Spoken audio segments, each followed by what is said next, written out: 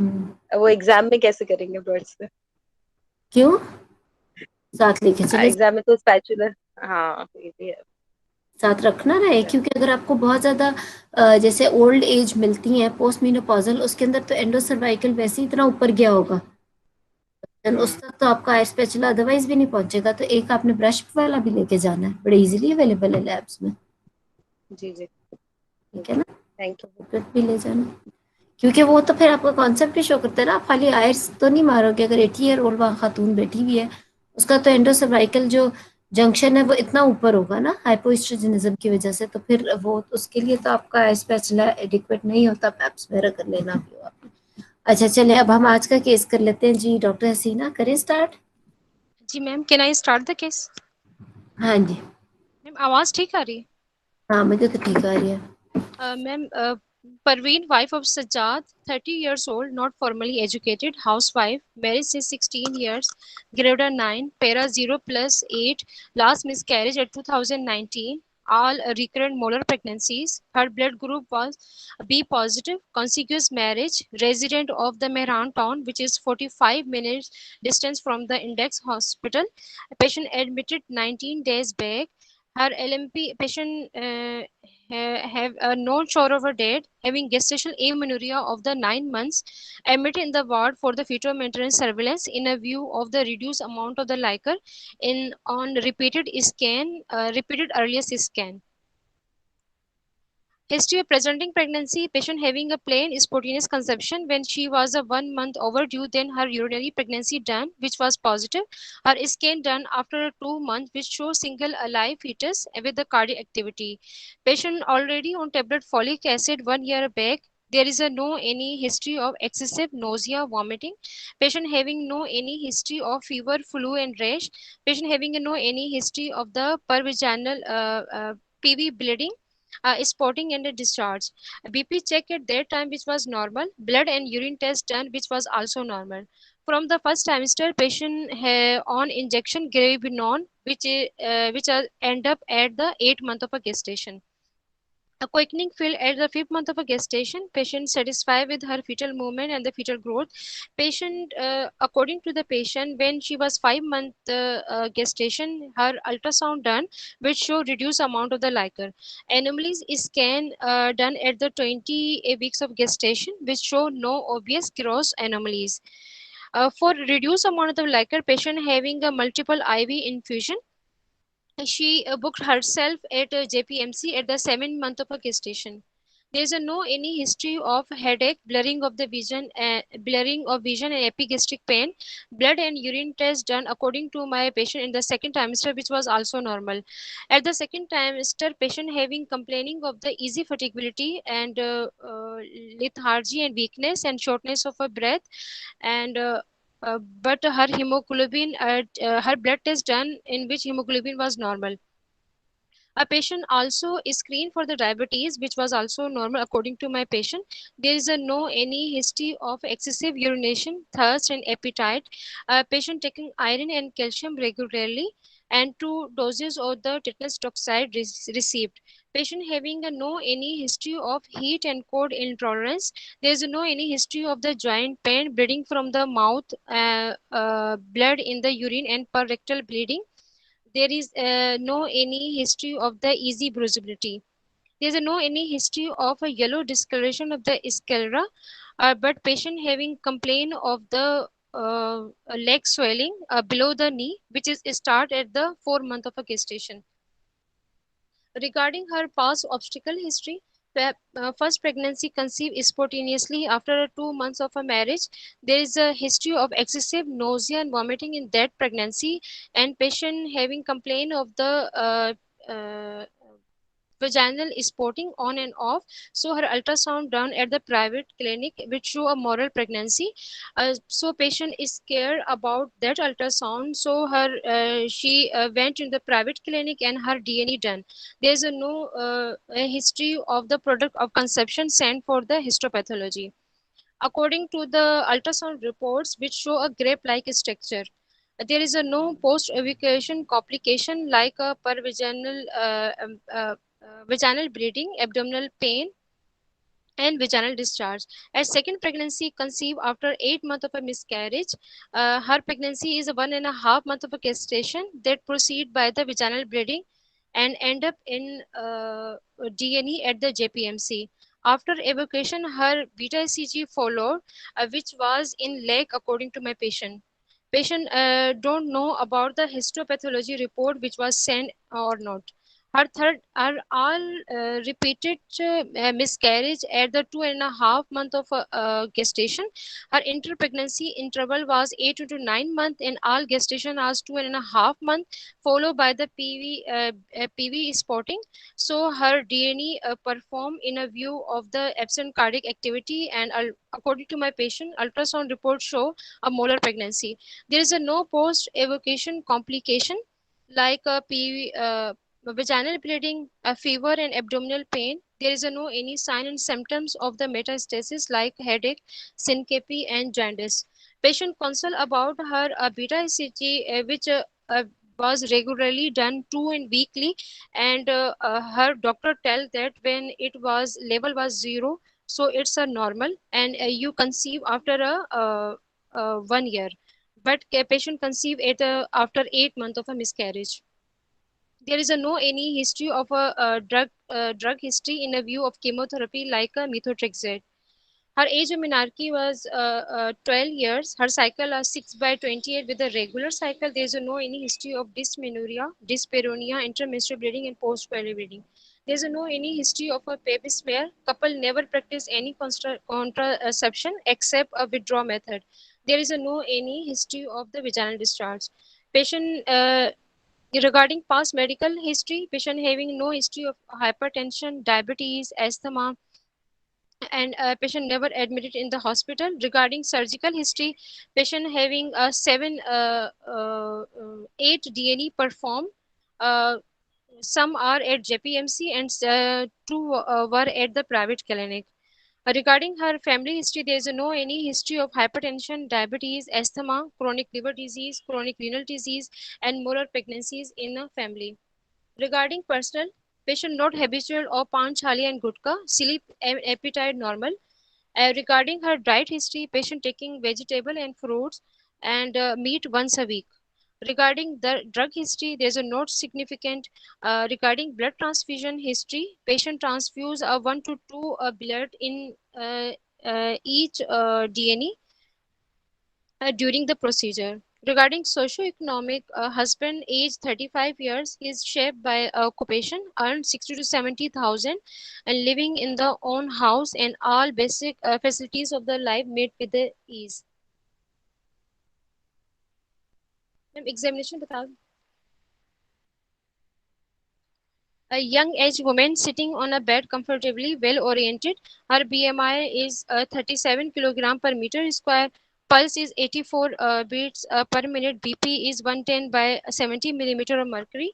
Patient afebrile respiratory rate 18 breath per minute. Anemia, jaundice, clubbing, cyanosis. Not appreciated. Fetal edema positive, and accessible lymph node not palpable. Thyroid not enlarged. Bilateral breast symmetrical with no mass in all four quadrant. Respiratory rate regarding respiratory examination, normal vesicular breathing and no added sound. Regarding cardiovascular system, S1 and S2 audible, and there is a no edit sound. Regarding abdominal examination, symphysiofundal height very difficult to assess because of patient morbid obese. Her lie longitudinal, and fetal movement positive, and fetal heart sound 140 beats per minute. Her estimated baby weight is 3 kg, and estimated amount of liquor not assessed properly. ठीक है, ठीक था. Good. आपकी speed अच्छी थी, clarity थी, और आपने तकरीबन टाइम पे भी कवर किया. ऑब्वियसली हिस्ट्री एग्जामिनेशन पूरा ही बताना है आपने, कोई बीच में तो वो नहीं करना. I think it was a good history. पहले हिस्ट्री एग्जामिनेशन की बात कर लेते हैं, देन आई आस्क यू कि आप इन्वेस्टिगेशंस भी मांग लो. आपकी अच्छी थी हिस्ट्री. आई डोंट नो, देखें पैरा 0+8 है. बहुत ही इसकी सिग्निफिकेंट बात यह है कि इसकी पिछली 8 की 8 ही मोलर थी, as you told us, and now she's having decreased amount of liquor, and she is married for 16 years, and the most important thing is that this is the very first pregnancy जो इस time तक पहुंची है. आप इसमें बिल्कुल देखो, जब आप प्रेजेंटिंग कंप्लेंट कहते हो ना, तो आपका ऑब्वियसली केस पता लग जाना चाहिए। You said decrease liquor on the most recent scan, which meant कि इसके शायद पिछले स्कैन्स पे डिक्रीज लाइकर नहीं आ रहा था, जो मुझे समझ आया। उसके बाद अगर आप इसकी रिपीटेड स्कैन में। अनरिपीटेड स्कैन्स, अच्छा आपने ये कहा था, ठीक है चलो, ये भी ठीक है। उसके बाद जब आपने हिस्ट्री ऑफ प्रेजेंटिंग इलनेस शुरू की, आपकी ठीक थी, अच्छी थी, लेकिन अगर बिकॉज इसके अंदर इतना सिग्निफिकेंट है that she is para 0+8 and 8 की 8 मोलर है, तो ये एक कैसे यहाँ तक आ गई? तो दिस इज तो इट, आई थिंक ये बहुत बेहतर होता कि अगर आप बेशक इसको you you should have started it from the very first pregnancy actually. आप इसके स्टार्ट करते फर्स्ट प्रेगनेंसी से कि हुई थी। नो डाउट इसकी ये बात बहुत सिग्निफिकेंट है कि इसका भी 36 वीक्स पर लाइकर कम है, लेकिन talking directly about this pregnancy, it is very important to start right from the very first pregnancy. उसकी वजह यह है कि आप एक तो एक से दूसरे का लिंक बनाओगे। आपने जिस आप you tried in your obstetrical history to prove कि वो पिछली मोलर ही थी, because although histopathology reports available नहीं थी, but then you said that ultrasound के ऊपर था एटसेट्रा एटसेट्रा, और फिर से इतने ब्लड भी लगते रहे। हमारा क्या कंसर्न है कि कहीं इस प्रेगनेंसी में तो नहीं डिलीवरी या जिसके साथ भी मोलर टिश्यू निकलेगा, बिकॉज हमें we need to be very vigilant about it ना। क्या पता पार्शियल मोल चल रहा हो जिसमें बेबी ग्रो कर गया हो या एटसेट्रा, इसमें तो बात ही वो नहीं है भाई, ये प्रेगनेंसी कैसे चलेगी 36 वीक्स में? बिकॉज हमें अगर हम पैथोफिजियोलॉजी मोलर की देखें तो वी नो के मोलर की जो पैथोफिजियोलॉजी है उसके अंदर it is very thing to happen. हम लोगों को जब सर मोलर पढ़ाया करते थे ना डॉक्टर आशा, तो वो कहा करते थे कि अगर एक पेशेंट है और उसकी मोलर पे मोलर हुई जा रही है और एक प्रेगनेंसी बहुत आगे तक चली गई है, तो इट मीन्स के जो स्पर्म है ना, इट्स मतलब it must be change of partner और एनीथिंग। रिकरेंट मोलर में नॉन मोलर प्रेगनेंसी होना जो है ना, वो बहुत ही अनहोनी बात। तो या तो फिर इसमें भी कहीं पार्शल मोल का कोई टिश्यू ना निकल आए इस वजह से। तो ये सारी चीजें जो है ना बड़ी इंपॉर्टेंट है। तो इसमें हिस्ट्री आपने स्टार्ट करनी है from the very first pregnancy, because इसमें I am very much interested to know कि उसमें क्या होता रहा, बीटा एचसीजी फॉलो हुआ या नहीं हुआ, वो आपकी सारी मोलर की नॉलेज आनी चाहिए कि क्या, या उसको बाद में ब्लीडिंग होती रही या नहीं होती रही। आपने एंड पे कहीं आके ब्लड ट्रांसफ्यूजन का जिक्र किया, ऑब्स्टेट्रिकल हिस्ट्री में हर प्रेगनेंसी में जिक्र नहीं किया। It was very important actually. इससे ज्यादा और क्या मॉर्बिडिटी इस पेशेंट में होगी कि ये मोलर मोलर से 8 दफा मोलर से बच के निकल के आ गई है, and then she doesn't have any idea about chemo and follow-ups and all that, but वो अभी भी करती जा रही है and she's still there। मतलब 16 या शादी को है, 9th प्रेगनेंसी है, तो आप इमेजिन कर लो, और वो सारी की सारी मोलर है। तो आपकी जो हिस्ट्री ऑफ प्रेजेंटिंग इलनेस है ना, it has to start from the very first pregnancy. इस वक्त की प्रेगनेंसी से ज्यादा इंपॉर्टेंट ये है कि आपका पिछला सारा क्या हुआ, और ये कंसर्न आपका शो होना चाहिए इस पेशेंट में हिस्ट्री ऑफ प्रेजेंटिंग इलनेस में। तो आपने क्योंकि फिर चीजें मिस ना हो, जब पूरी पिछली रिकरेंट प्रेगनेंसी लॉस में अगर फर्स्ट प्रेगनेंसी से आपने शुरू किया, and you need to emphasize on each and every pregnancy कि उसका मोलर कैसे पता चला, ब्लड ट्रांसफ्यूजन किस में हुई, एक्शन तो नहीं होता रहा, वो सारा कुछ ठीक है ना। वो सारा आपने करके उसके बाद आपने, but she never had any chemo और वो सारा कुछ, बिकॉज कोई हिस्टोपैथोलॉजी भी नहीं होती रही है, बल्ला जाने वो पार्शियल मोल था या वो कंप्लीट मोल था। हो सकता है कंप्लीट मोल हो, बिकॉज इतने ज्यादा रिकरेंस और वो सारा भी है, बट यू नेवर नो ना। अब जाके अगर उसका ये वाली प्रेगनेंसी चल पड़ी है तो आप इसमें इवन अगर ये बात भी कर दो कि जो है ना पैथोफिजियोलॉजी और नॉलेज, देखो molar is all theoretical, it's not at all practical या कोई और चीज। तो आपको जब मोलर का केस मिल गया ना, तो आपकी पूरी हिस्ट्री जो है ना, वो पूरी थ्योरी आपकी हिस्ट्री से ही नजर आ जानी चाहिए। तो आपने अपनी वो सारी हिस्ट्री बोल, सारी जो गाइडलाइन है हर मोलर प्रेगनेंसी में आपने बोलना है कि इसका ये होना चाहिए था, जो कि नहीं हुआ सिर्फ हिस्टोपैथोलॉजी में। अगर नहीं भी हुआ तो फॉलो अप 40 डेज बाद हुआ क्या, तब उसका बीटा एचसीजी हुआ, उसके सिम्टम्स कब तक रहे कब तक नहीं रहे, फिर नेक्स्ट प्रेगनेंसी कितनी देर बाद उसने कंसीव की, क्या उसने कभी कॉन्ट्रासेप्शन के बारे में भी सोचा, क्या she was ever told about the genetic problem which is occurring to cause molar, या उसको पीजीटी के बारे में बताया गया। इवन इस केस के अंदर बिकॉज जो जो मोलर की पैथोफिजियोलॉजी होती है जिसके अंदर एक्स और वाई क्रोमोसोम्स का होता है, मेल और फीमेल गैमीट का मिलने का, उसके अंदर अगर एक ओवम एम्प्टी है और उसमें 2 स्पर्म्स आकर मिल रहे हैं, या एक स्पर्म डिप्लॉयड हो रहा है, और या 69XXY बन रहा है, तो इसके अंदर if it's recurring molar, तो more than 95% chance I would say कि there has to be a change of partner, या फिर there has to be a genetically selected embryo जिसके बाद मोलर नहीं होगा। तो ये चीज बड़ी क्लियर होनी चाहिए कि इस दफा कैसे निकल गई आगे pregnancy. And then she was unsure of dates. आपकी हिस्ट्री में कहीं भी मुझे अनश्योर ऑफ डेट्स की एंजाइटी नजर नहीं आई। आपने शुरू में बताया डेटिंग स्कैन, आपने फीटल मूवमेंट का जिक्र किया, कैलेंडर डेट्स का जिक्र बिल्कुल नहीं किया। So dates are very very important in this patient. उसकी बात हम आगे करते हैं कि इसमें डेट्स क्यों इंपॉर्टेंट थी। तो ये सारा कुछ, और उसके बाद आपने इस चीज को भी करना है कि फॉर एग्जाम्पल, बिकॉज अगर ये प्रेगनेंसी 36 वीक्स तक भी फॉर एग्जाम्पल आ गया, या 9th मंथ आपको लगता है जैसे कि पेशेंट ने कहा है, तो उसके अंदर मतलब how do you know for sure कि इसमें अब कोई आपको प्लेसेंटा में कहीं मोलर टिश्यू नहीं मिलेगा। तो ये आपने हिस्ट्री में कि उसे ऑफ एंड ऑन ब्लीडिंग तो नहीं रहती, या उसका एनीमिया का, या शुरू के दिनों में उसका हाइपरेमिसिस था कि नहीं, हाइपरथायराइड वाले सिम्टम्स थे कि नहीं, वो सारा कुछ अगर आप कर लो तो और भी बेहतर है। या कभी स्कैन पे कभी किसी को कोई शक हुआ, वो सारा कुछ ठीक है। अच्छा, then liquor she is here with decrease liquor, उसकी हिस्ट्री आपकी ठीक थी। आपने इसका पीआईएच का भी रूल आउट कर दिया, और आपने थ्रोम्बोएम्बोलिज्म भी आई थिंक कर दिया रूल आउट, और वो सारा कुछ मोर लेस आई थिंक वो आपके ठीक था, एक्सेप्ट कि शायद मैंने मिस किया, और आई एम श्योर आपने नहीं किया होगा, मिस लीकिंग का जिक्र प्रॉब्लली आपने किया ही होगा, जो नहीं, this is very important. Ma'am किस चीज का? Vaginal leaking, PV yes leaking, ma'am, मैंने हाँ रप्चर ऑफ मेम्ब्रेन्स।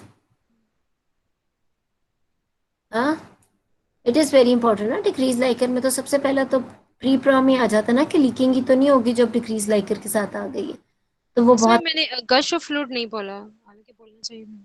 हाँ, तो बोलना है ठीक है। तो ये भी चीज़ बहुत इंपॉर्टेंट है कि ये एक्सेसिव वेजाइनल डिस्चार्ज भी गश ऑफ फ्लूइड भी हो सकता है, लेकिन कुछ पेशेंट्स को इतना ज़्यादा एक्सेसिव वेजाइनल डिस्चार्ज की तरह वो प्रेजेंट करती है कि दे can miss the gush of fluid while feeling, but they can have involuntary loss of lots of fluid that they need to put a pad।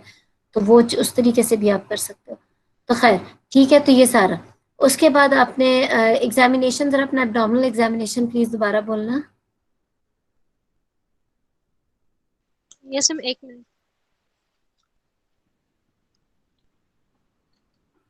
Hmm. Ma'am, symptoms of fundal height very difficult to assess because patient is obese. अच्छा, और ma'am जो मैंने उसकी symptoms of fundal height ली ma'am 42 centimetre आ रही थी।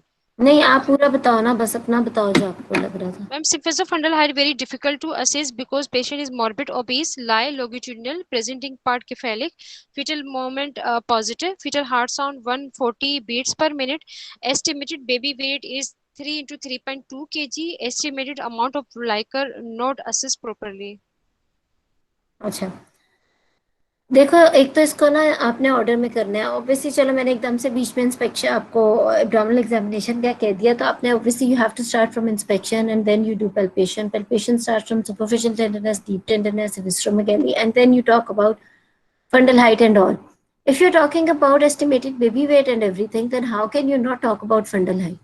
या तो फिर आप कहो कि patient is obese, I can not exactly comment on, okay presenting part I can feel वो cephalic and longitudinal lie, but how can you then tell estimated baby weight if you cannot find out the fundal height? fundal height तो पहले पता लगनी चाहिए ना, estimated baby weight तो उससे मुश्किल काम है पता करना। तो एक वो चीज, दूसरी चीज ये कि जब आप एब्डोमिनल एग्जामिनेशन बता रहे हो, तो जिस तरह मैंने कहा inspection, palpation, percussion, auscultation. Percussion हमारे केस में इतना है नहीं, ऑस्कल्टेशन तो fetal heart has to come at the end, ठीक है। फंडल हाइट का पता कैसे चलता है? How do you describe on examination के फंडल हाइट आपको कैसे पता चलती है? what is what you feel actually when you're looking for the fundal height? Ma'am, on umbilicus, we assume that it's 22 weeks and one finger is equal to 2 weeks. क्या feel होता है fingers में? Ma'am we calculate करते हैं ma'am fundal height नहीं, आपको change two of fingers consistency मिलती है ना, सॉफ्ट एब्डोमेन होता है and you find a very firm firm consistency. consistent, yes, you have to do you say that ना, ठीक है।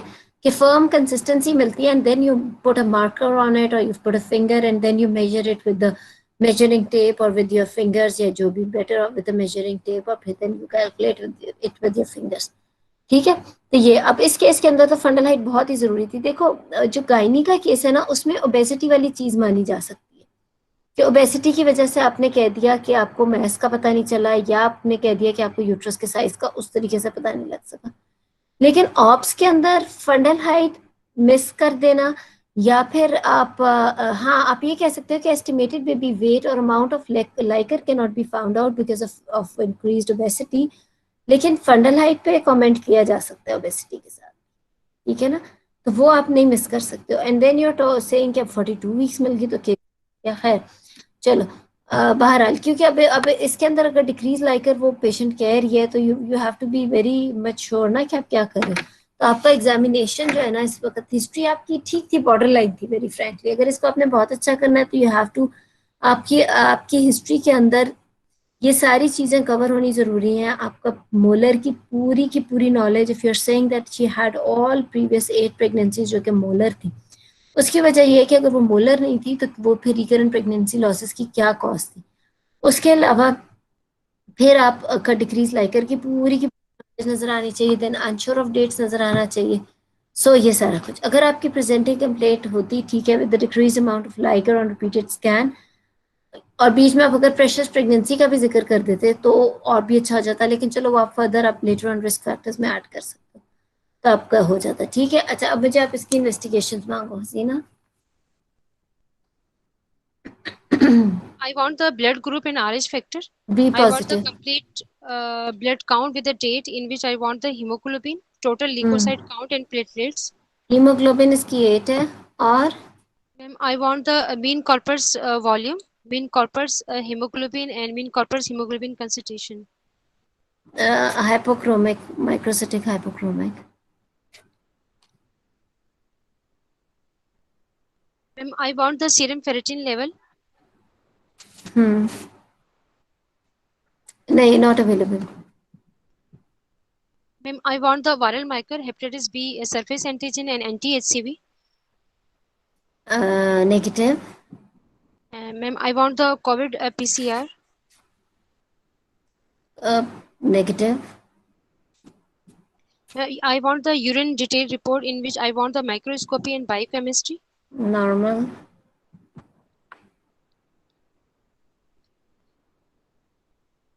I want the dating scan of a 12 weeks not available. and anomaly scan of the 20 weeks. Not available.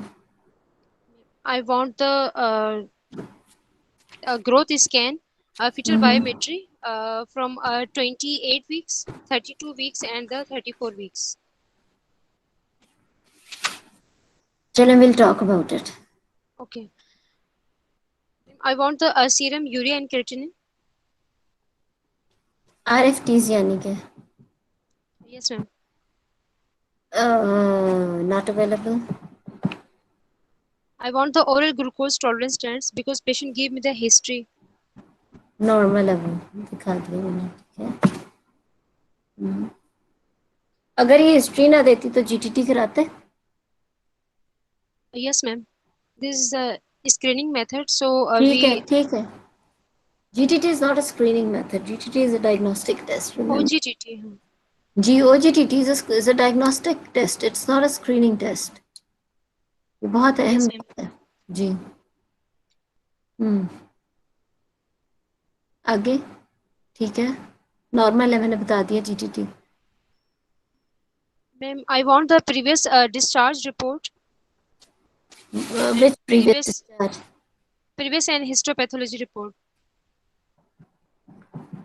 Histopathology is not available. And previous discharge में क्या देखना है? Which Ma'am, previous discharge? all evocation notes, any grape-like structures, and the amount of the bleeding. वो molar ही है, आपके सामने पड़े notes. And the follow-up beta CG levels and chest X-ray. Previous क्या chest follow, X-ray. Previous follow, क्या beta HCG कब का चाहिए आपको? फॉलो अप में? Ma'am 2 weeks after evocation.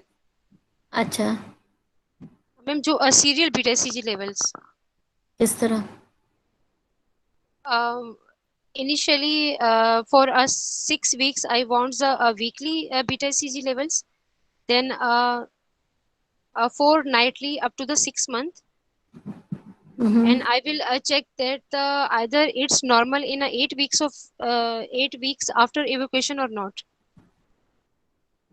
Good, ठीक है, चलो वो तो अब इतना नहीं अवेलेबल, ठीक है। Ma'am, I want the previous chest X-ray. Previous Yes, ma'am, to see नहीं any अवेलेबल, metastasis. ठीक है, not available, And ma'am, previous liver function test report. ठीक है, not available at the moment, Ma'am, ठीक है। I want the AFRI T4 and the TSH level, serum TSH in this pregnancy. In this pregnancy, अच्छा चलो, will talk about it. Ma'am, bus all completed. Ma'am, I want the because patient having a reduced amount liker, so I want the umbilical artery Doppler. शुक्र है। If patient came at the 20 and 24 weeks, then I want the uterine artery Doppler. नहीं तो ऐसे ना बोलो, uterine artery Doppler या जो भी, चलो ठीक है, आप मांग लो, फिर बात करते हैं। और And ma'am, I want the Doppler scan for placental flow because ठीक patient है, having a repeated evacuation, so I want the any risk of the accreta. Good, ठीक है। Ma'am, और that's it. ठीक है, गुड, अच्छी मांगी आपने इन्वेस्टिगेशंस। और किसी ने कुछ ऐड करना है या कोई क्वेश्चन करना है प्रीवियस जो इन्होंने मांगी है?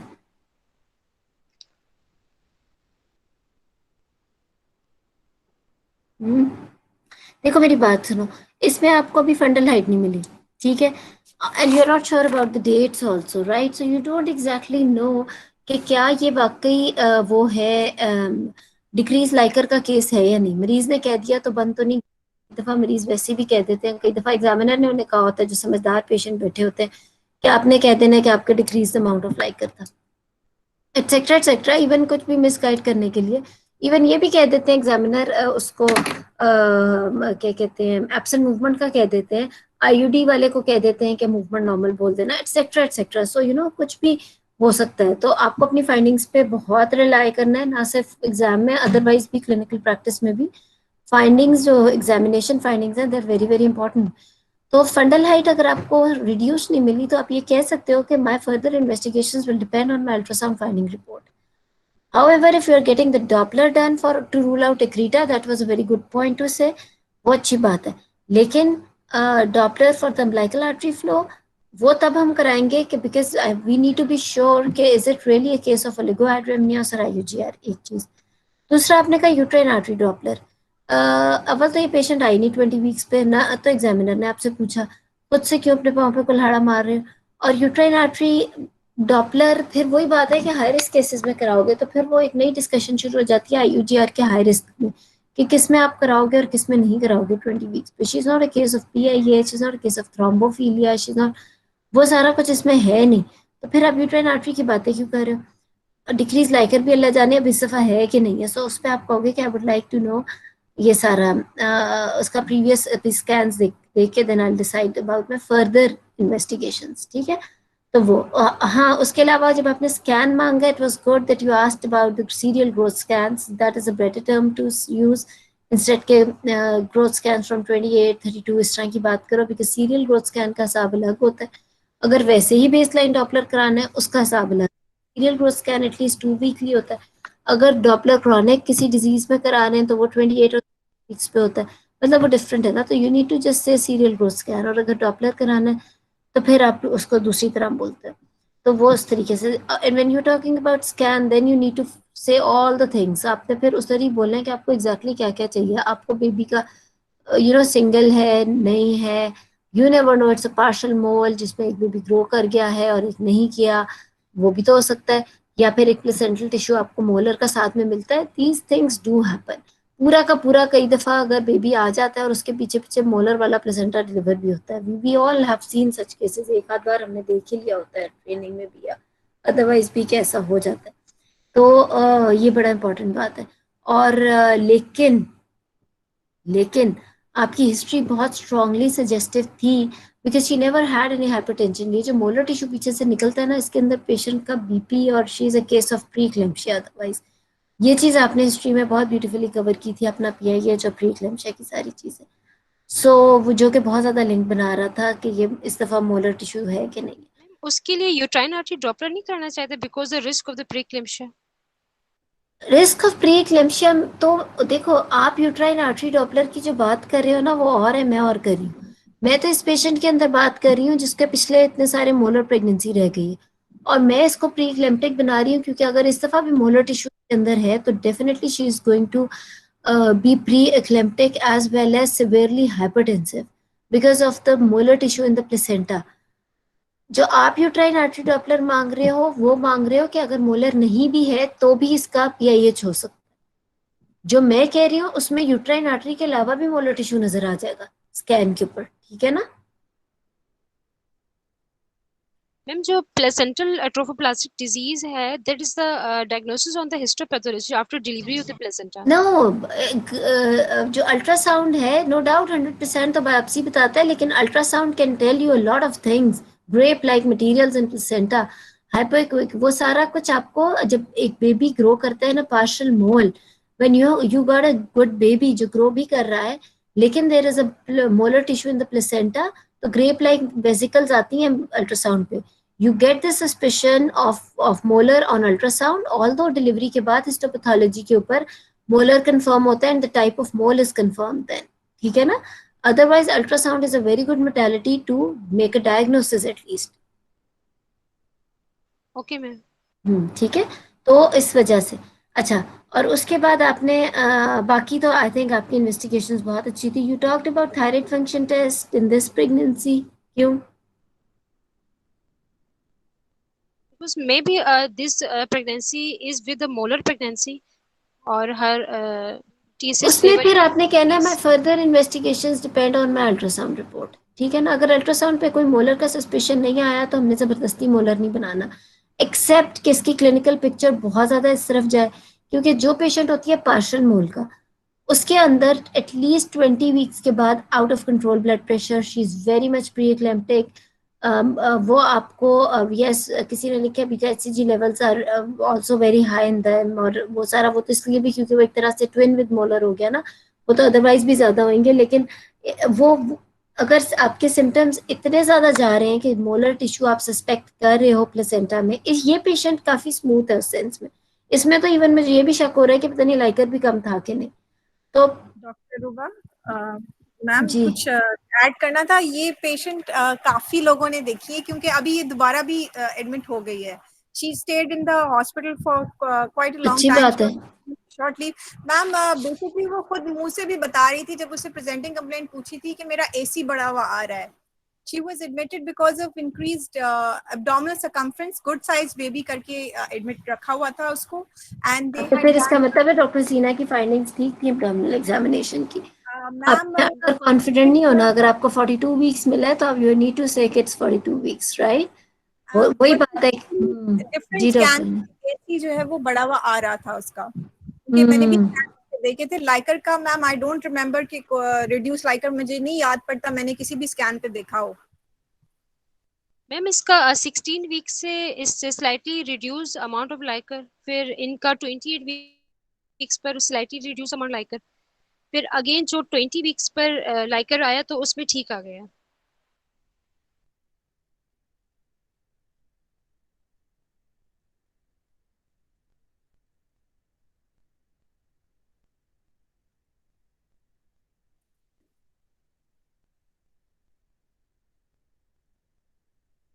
डॉक्टर हसीना, आपने वो उसके स्कैन्स नहीं देखे थे जिसमें एसी बढ़ा हुआ आ रहा था?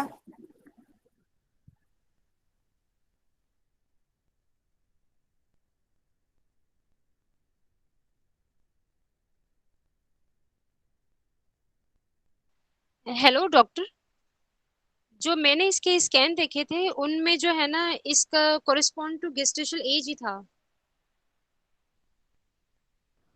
डॉक्टर, इस पेशेंट के स्कैन्स में सबसे की 37 वीक्स बन रही थी एसी के अकॉर्डिंग, और बाकी तमाम एचसी बीपीटी सबसे 34 33 इस तरह से बन रही थी।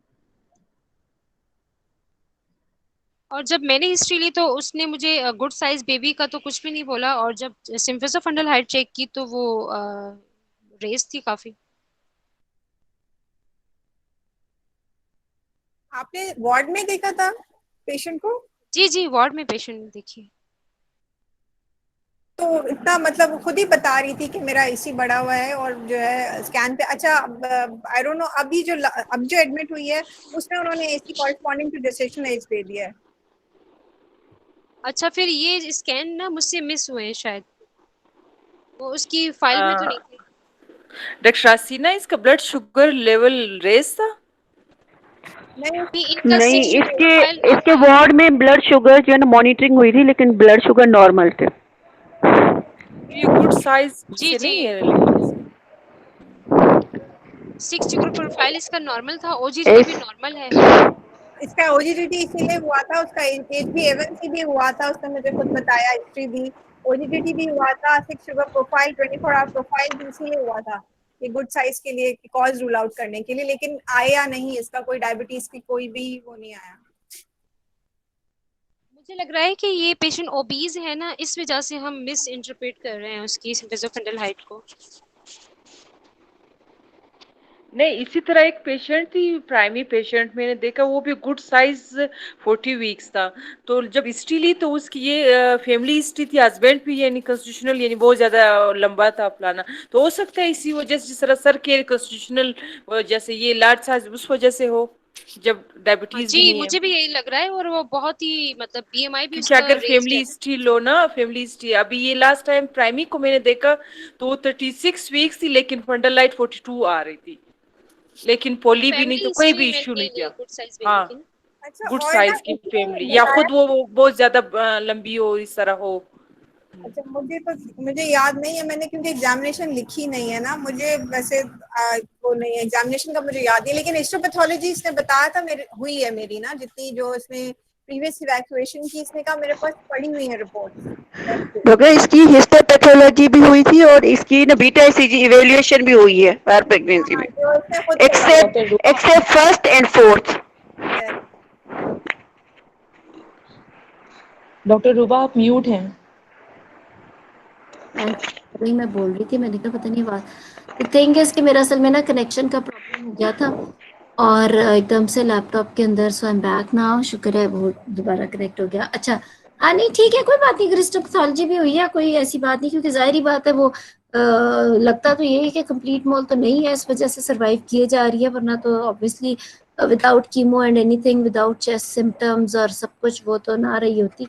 और जिस तरह आपने बताया डीएनसीज भी उसकी अच्छी जगह पे हुई हुई है, तो आई एम श्योर फॉलो अप और वो सब भी रहा होगा, उसके चेस्ट एक्सरे, एलएफटीज वो सब हुए होंगे। For example if somebody has missed the histopathology and all, but वही बात है कि आगे इन्वेस्टिगेशंस में काफी थ्योरी और काफी नॉलेज कवर कर ली थी डॉक्टर सीना ने भी, by asking the beta HCG in a better way, इसलिए मैंने इनसे पूरा फॉलोअप भी पूछ लिया कि कैसे होगा वो सारा कुछ। और इसमें बस जो थोड़ी सी कंफ्यूजन थी इनको, वो यही थी कि she needed to be more sure कि वो सारी वो है, तो उन्होंने हिस्टोपैथोलॉजी मांग ली, चलो वो मैंने नॉट अवेलेबल ही कर दिया। तो उसके अलावा ये कि डॉपलर कब मांगना है कब नहीं मांगना है, किसी ने जिक्र किया कि वोल्टा माइक्रोसोमिक थी, अच्छी बात है, वो तो वो एग्जामिनेशन पे पहले ही लग भी रहा था। हाउएवर अगर आपको नहीं भी है तो आपने डॉपलर डायरेक्ट मांगने से पहले आपने देख लेना है कि डॉपलर की जरूरत है भी या नहीं। थायराइड फंक्शन टेस्ट फॉरन नहीं, if you are really expecting कि इस दफा उसका मोलर ना हो साथ में, तो आप उसका थायराइड फंक्शन टेस्ट मांगोगे, वरना खामखा नहीं मांगोगे। और आरएफटीज क्यों मांगे? Ma'am, patient having repeatedly reduced amount of the Leica on scan, so I want the exclude the chronic kidney disease. हाँ ठीक है, कुछ लोग कहते हैं कि आप ओलिगोहाइड्रोएमनियास के अंदर आरएफटीज भी करा लें, पर कोई बहुत बड़ी सिग्निफिकेंस इसकी है नहीं, क्योंकि क्या रीनल डिजीज ओलिगो बन के ये अपीयर होएगी, पहले नहीं इसको पता होगा कि वो क्रॉनिक रीनल डिजीज की पेशेंट है। And then again chronic renal disease is associated with PIH also, तो इसकी हिस्ट्री से कोई लिंक बन ही नहीं रहा था किडनी से रिलेटेड। तो आई डोंट रियली थिंक कि हाँ बच्चे की किडनी का मसला हो सकता है, मैटरनल किडनी का तो वो नहीं, तो नॉर्मली स्कैन में हम लोग देख लेंगे। चलो, अगर आपने मांग भी ली है, वैसे कोई इतनी ये अहम वो चीज नहीं थी। ठीक मैम ये पेशेंट एडमिट थी for 6 sugar profile and the for control of the BP, लेकिन इसका ब्लड प्रेशर भी नॉर्मल आ रहा था और 6 शुगर प्रोफाइल भी नॉर्मल आ रहा था। तो बस छोड़ दो मैम उस बात को, इसकी चीफ मैंने तो कंप्लेन में आपको हमें पहले ही ये नॉर्मल बोलना दे चाहिए, दी। तो इसकी चीफ कंप्लेन में हम ये कह सकते हैं for 6 sugar profile and the control of the blood pressure. देखो अभी जब आप प्रेजेंटिंग कंप्लेंट बता रहे हो ना, fine you said further decrease amount of Likert, मरीज ने कहा उसके 6 लेवल्स के लिए भी हो रहा है क्योंकि शुगर, तो पेशेंट मस्ट बी सेइंग कि उससे शुगर ज्यादा आ रही है और उसको कोई शुगर के लिए चीज मिल रही है तो 6 लेवल्स हो रहे हैं। आई डोंट नो उन्होंने अब 6 लेवल्स क्यों किए जा रहे हैं, अगर वो नॉर्मल आ रहे हैं कोई तो वजह होगी। बट मैंने जब इन्वेस्टिगेशन में आपको जीटीटी नॉर्मल दे दिया तो वो चीज तो वहीं पे खत्म हो, क्योंकि आप जब हिस्ट्री बताओगे एग्जामिनर को उससे पहले आप इन्वेस्टिगेशंस मांग चुके होगे, बहुत कुछ आप अपनी इन्वेस्टिगेशंस के बाद भी फाइनलाइज करते हो अपने माइंड में। कई दफा आप अगर अनीमिया लेके, अगर आपको क्लिनिकली नहीं लग रहा but then the examiner is giving you anaemia on your investigations, then you need to be even more sure कि वाकई उसको क्या अनीमिया है कि नहीं है। बहुत सारी चीजें आप उसको उस वक्त बैठ के भी उसको रीवैल्यूएट करके प्रेजेंट करते हो। प्रेजेंटेशन इसीलिए हम अभी समरी हमेशा हिस्ट्री एग्जामिनेशन इन्वेस्टिगेशन के बाद होती है, ठीक है ना, मतलब आप समराइज आप करोगे आफ्टर योर इन्वेस्टिगेशंस, क्योंकि एग्जाम के अंदर यू समराइज योर केस जब आप पहले हिस्ट्री एग्जामिनेशन इन्वेस्टिगेशन मांग चुके होते हो, then you tell your history examination to the patient, to the examiner, and then they ask you to summarize your case. You have your investigations in front of you as well, most of the investigations, so आपने उस तरीके से करना है। But I think हम because macrosomia का तो हम कर भी सकते हैं, लेकिन अगर उसका इतना मैक्रोसोमिक मिला है शायद इस वजह से वो उसका 6 लेवल्स किए जा रहे हैं। लेकिन अगर अभी हम तो खैर अब डिक्रीज अमाउंट के हिसाब से कर रहे हैं तो लेट्स सी। जी डॉक्टर सीना आप समराइज करेंगे इसको। डॉक्टर रूबा, ये इन्होंने ये मांगे थे एक्सरे चेस्ट और एलएफटीज, इन्होंने कहा था पिछले, प्रीवियस प्रेगनेंसी, इसको कैसे हाँ जस्टिफाई करेंगे? पिछलों के ना, देखो पिछलों में अगर अल्ट्रासाउंड पे ग्रेप लाइक लीजन्स दी हुई है और मैंने सारे काय के नोट सामने रख दिए जो कि वाकई मोलर के थे, तो yes if she doesn't have अगर तो हिस्टोपैथोलॉजी रिपोर्ट आ जाती है कि वो पार्शियल मोल है, फिर एलएफटीज नहीं मांगने, चेस्ट एक्सरे। बट अगर हिस्टोपैथोलॉजी रिपोर्ट नॉट अवेलेबल कह दिया तो फिर एटलीस्ट ये मांगना तो ठीक है कि जी आप चलो क्या पता चेस्ट एक्सरे एलएफटीज हर मोलर में चेक होना चाहिए, अनलेस कि हमें पता ना हो कि वो पार्शियल मोल है, ठीक है ना। जी। और ये जो बीटा एचसीजी इन्होंने मांगी, ये हमें पूरा ऐसे ही फॉलो अप मांगना है कि एवरी 2-4 नहीं तो वीकली एग्जामिनर वीकली? पूछे तो मैंने इसीलिए इनसे पूछा because I was not very happy in the history के उन्होंने हिस्ट्री में वो चीज मिस की थी, and then again later on about the histopathology and all, so I just wanted कि इनको थ्योरी का पता चल जाए, तो she was okay in that, उन्होंने कर लिया था कवर इस चीज को। फिर हमें बीटा एचसीजी क्या बस आखिरी वाली मांगनी है कि what was the beta HCG report with in 8 weeks? देखो हमारे काम का तो यही है ना कि उसका 8 वीक्स के बाद क्या है और नॉर्मलाइज हुआ है कि नहीं, विद इन 8 वीक्स अगर उसका नॉर्मलाइज हो गया है तो फिर 6 मंथ्स तक का होता है, और आफ्टर अबॉर्शन या आफ्टर इवैक्यूएशन, और अगर नहीं हुआ बीटा एचसीजी 6-8 वीक्स में नॉर्मल तो फिर 6 months after the time of normalisation of beta HCG, इसी तरह होता है ना, तो वो उसी तरह ही मांग लेना अगर वो हो। आपने कहना पोस्ट इवैक्यूएशन या फॉलो अप वाला बीटा एचसीजी क्या था, दैट्स इट, ठीक है ना। अच्छा चले ठीक। समराइज कर हम्म ma'am 30 years old, married since 16 years, greater than 9, para 0+8, last miscarriage 2019, and all 7 recurrent molar pregnancies with the last menstrual period is non-sure of a date, and having gestational amenorrhea of 9 months, admitted for the fetal maintenance surveillance in a view of a reduced amount of the liquor on scan, and with the on examination having increased symphysis height and with the moderate anemia. नहीं increase सिम्फेसिया fundal height पे अब क्यों आ गए हो आप, हम decrease amount of Likert की बात कर रहे हैं, आपने जो एग्जामिन किया आपको नहीं मिली तो फिर बोलो नहीं मिली। अब हम अगर डिक्रीज लाइकर की बात, आपने पूरी हिस्ट्री कर दी डिक्रीज लाइकर पे, अब किसी ने आपको कह दिया कि she was admitted because of macrosomic baby, मैंने आपको भी इन्वेस्टिगेशन में अल्ट्रासाउंड की रिपोर्ट तो दी नहीं है, तो आप क्यों किसी और के कहने पे अपना इधर उधर कर दिए। मैंने आपको जो केस इस वक्त इन्वेस्टिगेशंस के हिसाब से आपके सामने रखा है तो लेट्स डिस्कस दैट। हाँ अगर आप कह दो कि अच्छा चलो अव्वल तो मिल जानी चाहिए फंडल हाइट, अगर आपको नहीं मिली तो फिर कह दो कि ना it is not found there और वो सारा कुछ, लेकिन जो आप एस्टिमेटेड बेबी वेट कह रहे थे वो तो बिल्कुल ठीक था. But then again you can say that the amount of liquor can not be assessed on the abdominal examination because of obesity. ठीक है ना, तो वो सारा कर सकते हैं. और फिर चलो मैनेजमेंट में मैं तो आई वुड लाइक, क्या मैं तो इसका डिक्रीज लाइक कर दूंगी. बेबी का साइज इसका 2.8 kg दूंगी. अब बताओ इसको कैसे मैनेज करोगे. First of all, I will consult my patient. This is a high risk pregnancy, and I will admit this patient. How can you start off with the counselling. Counselling कैसे, आपकी तो investigations पूरी नहीं हुई. You need to know about Doppler. Do you really know exactly कि उसकी dates क्या हैं. आपकी डेट्स निकल आई हैं. Yes, ma'am. Before management, I want my missing investigations, क्या.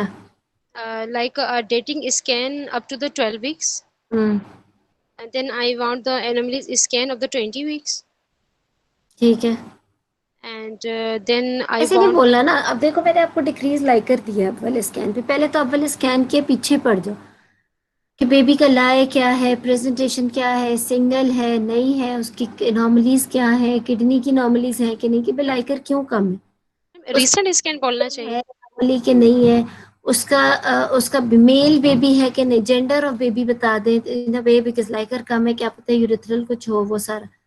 उसके बाद आपने उसका फिर लाइकर का AFI कितना एग्जैक्टली, सिंगल डीप पॉकेट की क्या मेजरमेंट दी हुई है. फिर उसके प्लेसेंटा के पीछे लग जाओ कि प्लेसेंटा का उसका क्या लोकेशन कहाँ है, बिकॉज आपने बहुत जिक्र किया कि उसका आपको डॉपलर चाहिए, not only for umbilical artery but to rule out accreta as well.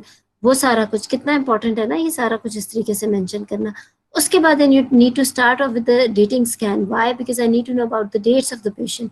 नहीं पता लगी, चलो एग्जामिनर ने आपको कह दिया कि फंडल हाइट आपकी 36 वीक्स थी, लाइकर इसका डिक्रीज आया है, इसके ऊपर 37 वीक्स आ रहा है स्कैन के ऊपर, और लाइकर इसका डिक्रीज आ रहा है. फॉर एग्जाम्पल 5 इसका लाइकर आ रहा है, और उसके अलावा देयर इज नो एनॉमली और वो सारा ठीक है. डॉपलर स्कैन इसका ठीक है. तो you say what do you think is the इसकी क्या gestation age है.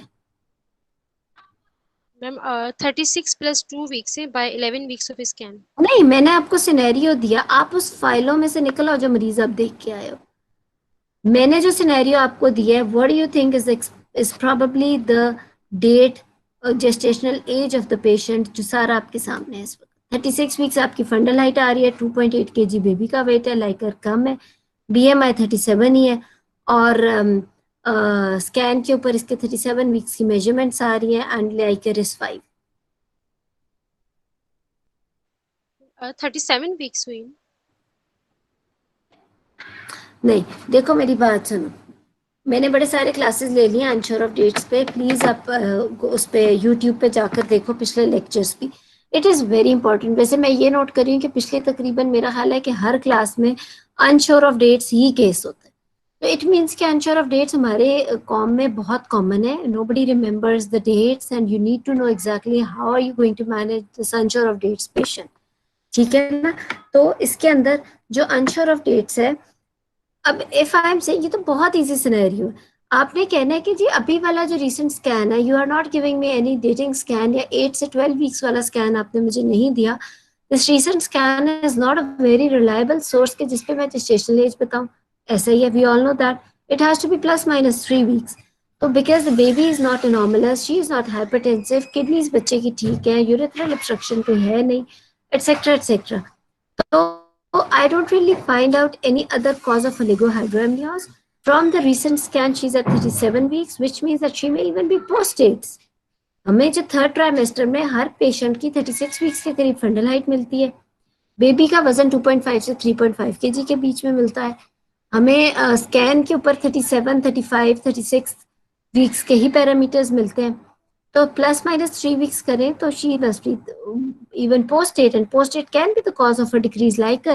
And as she is having 5 AFI, for example, which is on the lower side, although not like very severe oligohydramnios, but she's got 5 AFI, तो I can take it as post-date and should go ahead with the whatever जो भी आपकी आगे management का आप justify कर सकते हो. ठीक है, तो इस स्टेटमेंट का ये जवाब था. Okay, ma'am. सिर्फ तब पास हो सकते हैं, सिर्फ तब। जो बातें कर रहे हो उसमें बिल्कुल भी कॉन्सेप्ट वाली बात नहीं थी, ठीक है ना। दिस डज नॉट मीन कि 37 वीक्स का स्कैन आपके हाथ में एक पेशेंट का पकड़ा दें तो वो 37 वीक्स पे ही है, नॉट एट ऑल। इसमें तो बहुत रेलेवेंस निकल रही है ना। ओलिगोहाइड्रोएमनियोस मिल रहा है विद द प्रूवन कि उसे और कोई कॉज ऑफ ओलिगोहाइड्रोएमनियोस नहीं मिल रही, ठीक है। तो फिर आप कह सकते हो एक्सेप्ट कि वो इडियोपैथिक हो, लेकिन वो फिर अर्ली। फिर एग्जामिनर इस चीज को लेके जाता है कि ये तो 37 पे दे दिया, तो 32 पे होता, तो आप इसको कैसे लेके जाते हैं, ठीक है। तो इसके बाद हम जल्दी से इसी के मैक्रोसोमिया वाले करके भी कर लेंगे मैनेजमेंट। ठीक है डॉक्टर सीना। तो अच्छा, for example same patient was at like, हमें रिसेंट स्कैन पे 32 वीक्स आ रहा है विद डिक्रीज लाइकर, 3 AFI आ रहा है, मैनेज करें। As you told me, the finding of the recent same scan. Patient, same patient, recent scan मैंने आपको दिया, उस पर 32 वीक्स है, AFI इज 3 सेंटीमीटर्स। आप आगे मैनेज करो।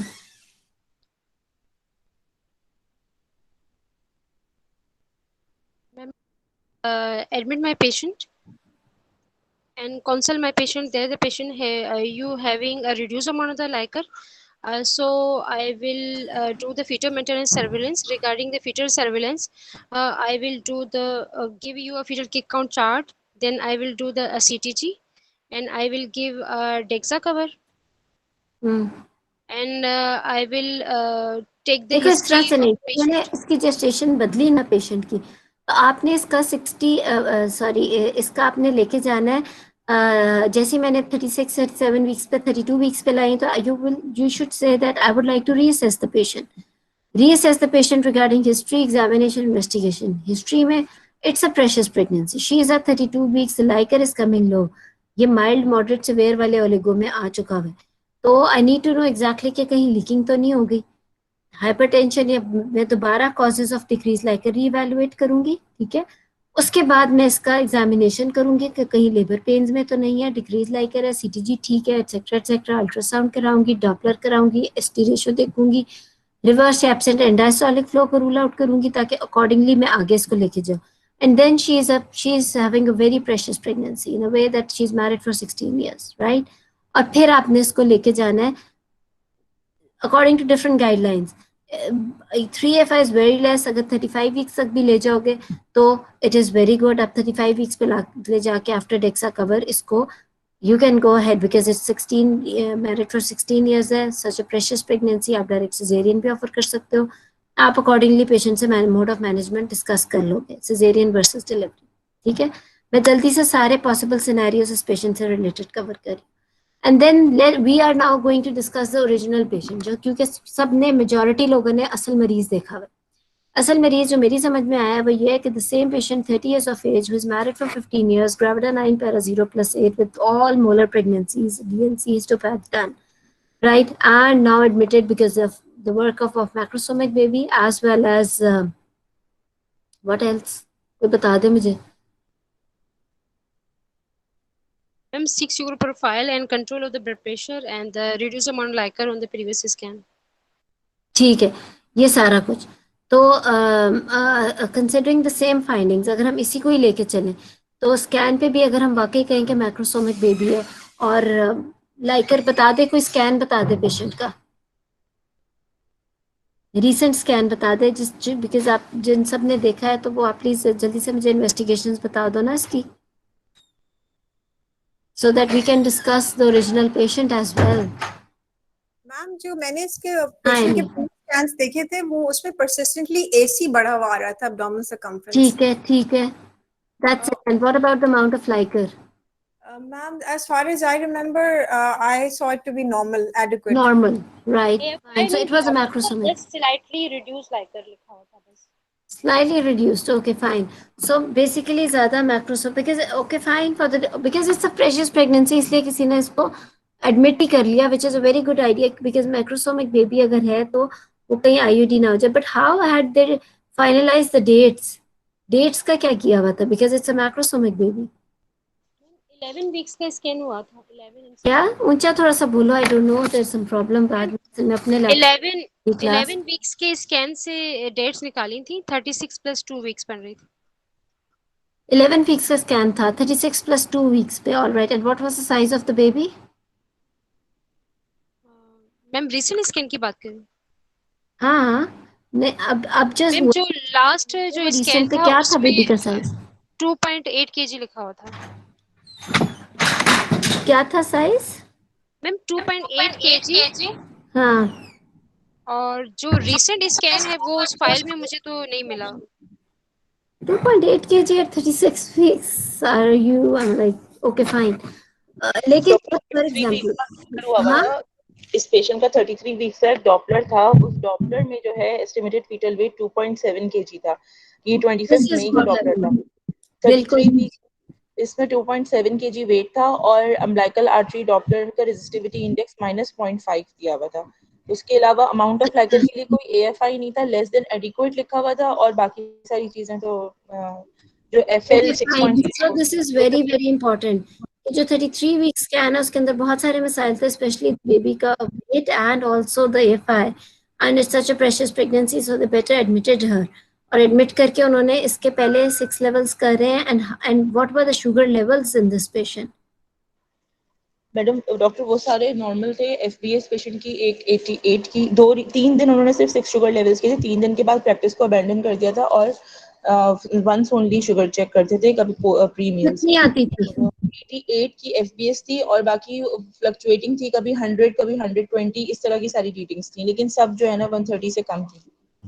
All right, fine. इन इसके केस में जिसमें 33 वीक्स पे अगर 2.7 kg बेबी का वेट आ रहा है और साथ में उसका जो है एंड यू नो इतना precious baby and all that, तो इसके अंदर there is no harm that you start Glucophage, ठीक है? उसकी वजह ये है कि you need to keep a blood sugar level random which is 1 hour post prandial below 110, right, ताकि इसका अब मजीद और ना बढ़े, specially if you know the gestation so well कि आपने 11 वीक स्कैन से उसकी जेस्टेशनल एज फाइंड आउट कर ली हुई है, तो 6 लेवल्स ना भी करें, लेकिन इसके अगर 2 लेवल्स पर डे भी करें या 1 लेवल भी करें, there is no harm in starting Glucophage BD, ताकि इसके सारे लेवल्स 110 से कम है, because it is very very important, ताकि एटलीस्ट बेबी का वेट और तो ना बढ़े, एक चीज़।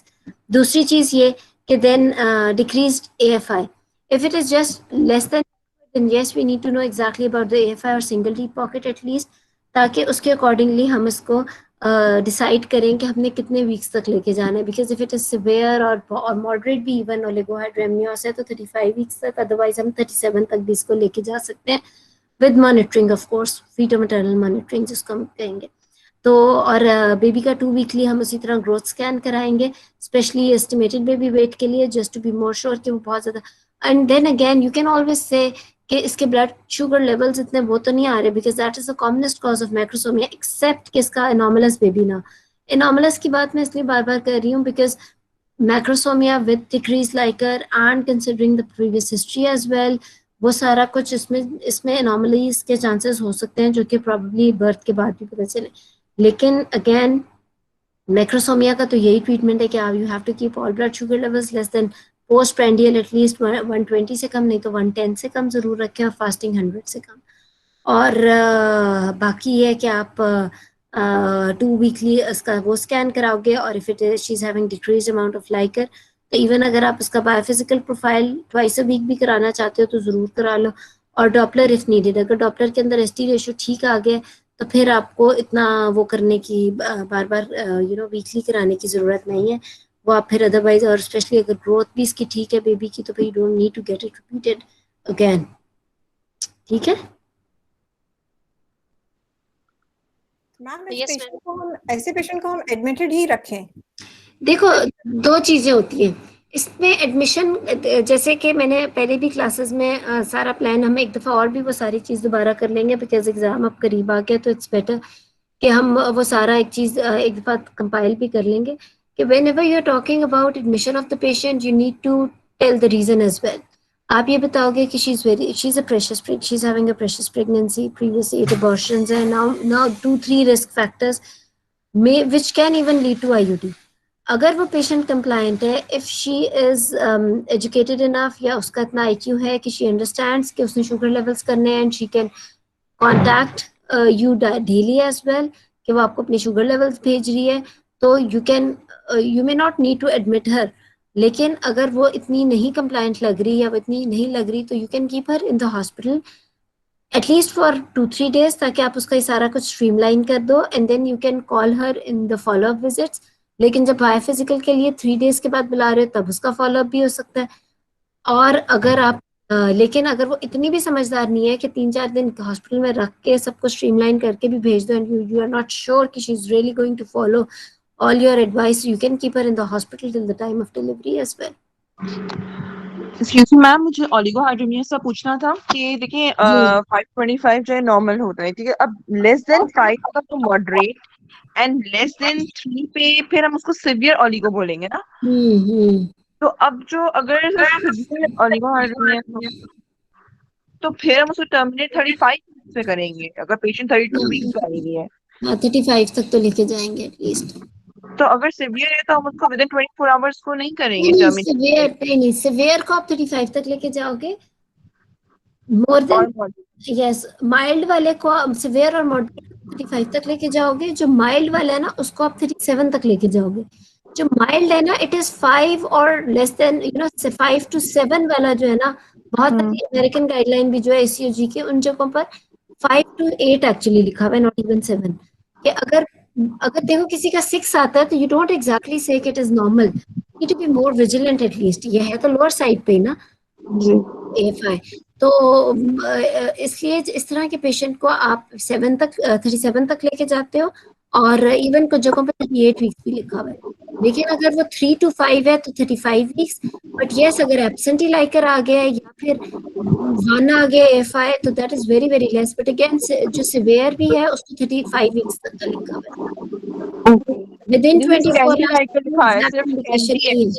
जी सॉरी, जैसे एयरफोन नहीं दिया हुआ, कुछ स्कैन्स होते हैं कुछ जगह की स्कैंटी लाइकर बोला हुआ है, तो उसमें नहीं, you need to know AFI ना, फिर दोबारा स्कैन कराओगे, कैलकुलेट कराओगे उसका एग्जैक्ट। चलिए थैंक मैडम मेरा क्वेश्चन था, ओलिगो में हम हाइड्रेशन थेरेपी का कुछ रोल है? देखो नहीं, है तो कोई नहीं, लेकिन कुछ गाइडलाइंस हैं, जैसे अमेरिकन गाइडलाइन है, उन्होंने कुछ स्टडीज दी हुई है कि ओरल हाइड्रेशन और IV hydration can improve it a bit. तो अभी तक ये कंट्रोवर्शियल रोल है, और एक्चुअली हम तो अभी तक यही बात करते हैं कि it doesn't really have any role. लेकिन मैडम जो हम डॉक्टर मांगते हैं, जब हम डॉपलर मांगते हैं मैडम, डायरेक्ट ST रेशियो मांगनी चाहिए कि हमें अम्बिलिकल आर्टरी फ्लोज मांगनी चाहिए? Madam please give me umbilical artery flows either normal और एबनॉर्मल, इस तरह।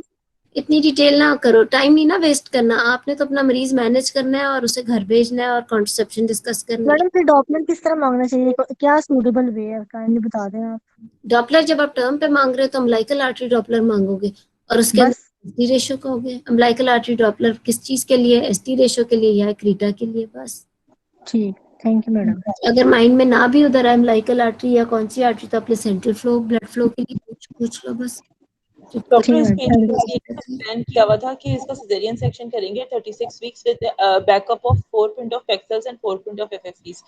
तो ये प्लॉजिबल है पेशेंट के लिए या नहीं? और इसकी टर्मिनेशन के बाद जब मतलब डिलीवरी हो जाएगी, तो उसके बाद keeping in view previous moles, तो कोई फॉलो अप करवाना चाहिए या नहीं करवाना चाहिए? इसका फॉलो अप होगा ना। Every patient who has a molar pregnancy का अगली प्रेगनेंसी में 6 वीक्स के 6 to 8 वीक्स पे बीटा HCG वैसे ही होता है, ठीक है। डॉक्टर न्यू गाइडलाइन ने ये प्रैक्टिस नहीं की। न्यू गाइडलाइन में लिखा है कि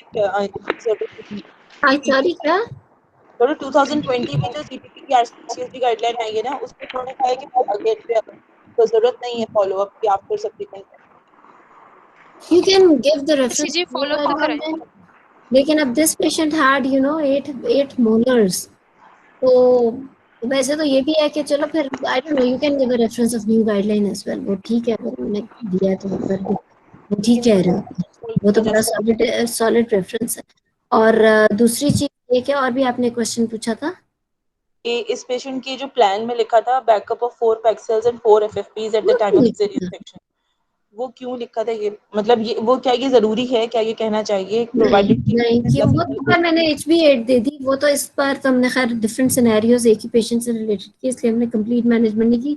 लेकिन अगर हीमोग्लोबिन ठीक है तो अकॉर्डिंगली आप अपनी ब्लड अरेंजमेंट करके उन्होंने आई डोंट नो कोई वजह होगी, या तो उसका या तो अल्ट्रासाउंड पे ना कोई सस्पिशन आया हो मोलर का, जिसके लिए उन्होंने इतनी तैयारी की भी है। But if you don't have any such suspicion तो यू कैन, या फिर डॉपलर में कहीं क्रीटा वगैरह ना आया हो, तैयारी तो वैसी है बिल्कुल, तो अदरवाइज मैम रिपीटेड इवैक्यूएशंस हुई हैं, हो सकता है इसको पीएस का वो इवैल्यूएट करना चाह रहे हो, उसकी वजह से मतलब मैम रिपीटेड इवैक्यूएशंस हुई है ना, सक्शन इवैक्यूएशन जिसकी हाँ। रिपीटेडली हुई है, तो पीएस का है ना वहाँ पे कुछ शक। स्कैन पे आ जाता है ना, तो आप डॉपलर और इतना कुछ क्यों करा रहे हो? It's not easy for a patient to arrange 8 donors.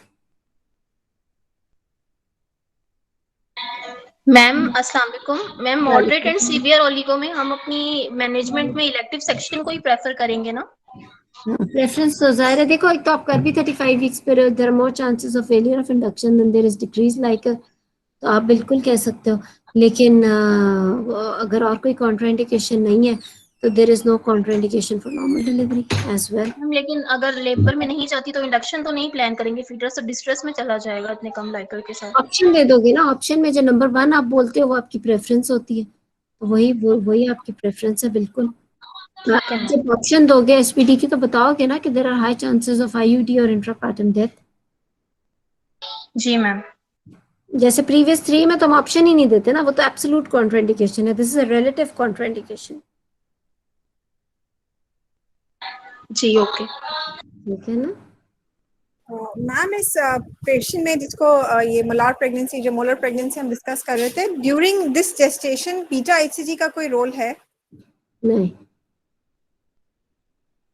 कोई भी नहीं। बीटा एचसीजी से नहीं आप पता कर सकते कि इसका मोलर है कि नहीं है, या आप मतलब it's not diagnostic. Beta HCG molar के अंदर पोस्टपार्टम ज्यादा डायग्नोस्टिक होता है। डॉक्टर अरूबा, इसके प्लेसेंटल टिश्यूज भेजेंगे क्या हिस्टोपैथ के लिए? गाइडलाइंस कहती है नहीं, गाइडलाइंस ये कहती है कि अगर बेबी ठीक आ गया निकल आया तो आपको कोई हिस्टोपैथ या उसके you don't have any suspicion तो नहीं। और जैसे डॉक्टर सदफ ने हमें बताया कि नई गाइडलाइन तो ये कहती है कि पोस्टमार्टम में बीटा एचसीजी का ना कराएं तो फिर ना कराएं। उन्होंने कौन सी गाइडलाइन कही है? हाँ नहीं, आ गई है गाइडलाइन, सितंबर 2020 की है मेरा ख्याल है, मोलर की, है ना डॉक्टर सदफ? डॉक्टर उसमें कहा है कि अगर पेशेंट ने कीमो नहीं ली है तो उसका जो नहीं करवाना, अगर पेशेंट ने कीमो ली है प्रीवियस मोलर में तो फिर करवाएं 6 वीक्स के बाद। बस ठीक है, दिस इज वेरी कन्विंसिंग, अब कंप्लीट बात हुई है। Yes, you can say, this is the statement you have got to say कि हम इसलिए नहीं कराएंगे क्योंकि उसका पहले किसी में मोलर में नहीं हुई और अब बेबी साथ आ रहा है, तो we don't need to do beta HCG after 6 weeks postpartum। अब बिल्कुल अब लॉजिकल बात लगी ना कि अगर पहले कीमो नहीं मिली तो फिर जरूरत नहीं है 6 वीक्स के बाद। ठीक है, और कुछ इसको कॉन्ट्रासेप्शन एडवाइस करेंगे डॉक्टर, जैसे प्रीवियस इतने मोल्स हैं इसके, या अकॉर्डिंग टू पेशेंट विशेस अगर वो चाह रही है further baby, male baby, further क्या फर्दर उसकी डिजायर है अगर फर्टिलिटी की, तो उसके लिए फिर मतलब नहीं, इसको फिर कॉन्ट्रासेप्शन की एडवाइस करेंगे? This is a good question, बताएं डॉक्टर सीना, आप बताएं। मैम इसमें जो है वो बैरियर मेथड में हम इसको एडवाइस करेंगे। क्यों?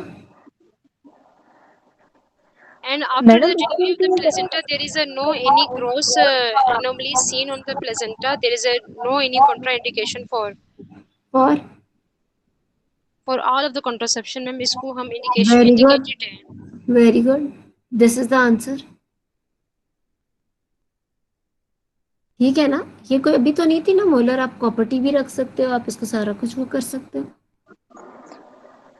मैडम मोलर के बाद हम सीओसीपीज देके कॉन्ट्रासेप्शन करा सकते हैं, या अब नई गाइडलाइंस ये कहती हैं कि अब आप वैल्यू की बजाय सीओसीपीज यूज कर रहे हैं?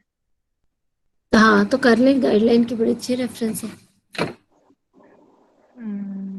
ठीक है, गाइडलाइन की तो रेफरेंस आपने दे दिया एग्जाम में, तो बस फिर आप क्लियर हो, फिर तो कोई चीज, फिर और कोई बात नहीं। और guidelines are very logical actually, उसमें कोई चीज मिस हुई नहीं होती है एक्चुअली, बहुत जबरदस्त। ठीक है, तो I think this is good, we are done. I hope काफी 2 3 4 5 चीजें कवर हो गई। मोलर कुछ ना कुछ हो गया, मोलर तो खैर अभी और बड़ा कुछ है, बहुत थोड़ा थोड़ा मोलर हुआ है, बाकी मैक्रोसोमिया लाइकर हमने बड़ा कुछ कवर कर लिया आज, वैसे कुछ ना कुछ। थैंक यू मैम, आपने अच्छे तरीके से एक्सप्लेन किया कि आई हाउ ट्राइड कि ओरिजिनल केस भी हम कर लें, और जो मैंने बना दिया केस उसको इन्वेस्टिगेशन से हम वो भी कर लें, तो इंशाल्लाह। हर किसी को आपको केस प्रेजेंट करना चाहिए कि how we present a welcome case. यार, मोस्ट वेलकम। हम मुझे भी करें, हम सारे, I am sure doctor Rashid और वो तो खैर उनका तो कोई बात ही नहीं है, वो तो उनको तो प्रेजेंट करने वाला ही बड़ा खुशकिस्मत है, मैं तो कहूँगी। तो दिस इज वेरी गुड, अच्छी बात है। चलो, सो इंशाल्लाह see you all again next Wednesday, और अगला फिर देख लेते हैं आगे इंशाल्लाह। ठीक है, टॉपिक्स जो अगर आप स्पेशली कवर करना चाहो वो भी मेंशन कर देना ग्रुप में, हम कर लेंगे। Thank you madam, thank you thank you. Ma'am. Thank you doctor. Welcome. Thank you ma'am, thank you.